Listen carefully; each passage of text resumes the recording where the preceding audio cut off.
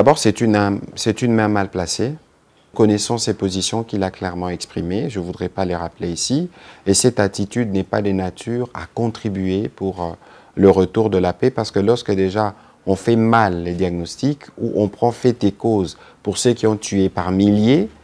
pour penser pouvoir occuper Goma et continuer d'ailleurs jusqu'à aujourd'hui de faire une gouvernance par crime, vous voyez vous tous les jours les crimes que nous recensons, les Congolais qui sont massivement en train de quitter Goma parce qu'ils n'en peuvent plus d'être étouffés dans leur liberté fondamentale. Et nous pensons véritablement que quelles que soient ses intentions, ça ne nous intéresse pas et il n'y a aucune personnalité dans les institutions actuelles, ni les conseils spéciaux du président de la République, encore moins le président de l'Assemblée nationale, qui ne pourra participer à ces discussions. C'est une invitation que nous faisons aux uns et aux autres de considérer que nous devons ensemble vivre en communauté, quelle que soit l'origine des uns des autres. Je dois rappeler que les colonels, Munyamulenge, ici, il faut que je m'exprime ainsi,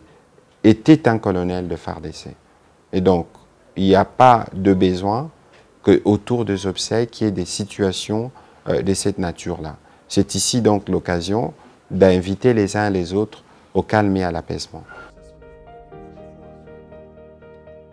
Aujourd'hui, le président de la République, dans son rôle des garants du bon fonctionnement des institutions à travers l'article 69, pourra disposer pour voir dans quelle mesure ces idées peuvent venir en appui à ce qui s'est fait à Washington et à Doha. Je rappelle que l'origine de la crise est d'abord sécuritaire du fait de l'agression du Rwanda. Et les questions principales liées à cette situation d'agression ont déjà plus ou moins trouvé la solution sur papier en parlant de l'accord de Washington, et nous aurons une solution sur papier bientôt en fonction par rapport au processus de Doha, et ce n'est qu'après qu'on pourra éventuellement, sur la base de ce qu'on aura obtenu comme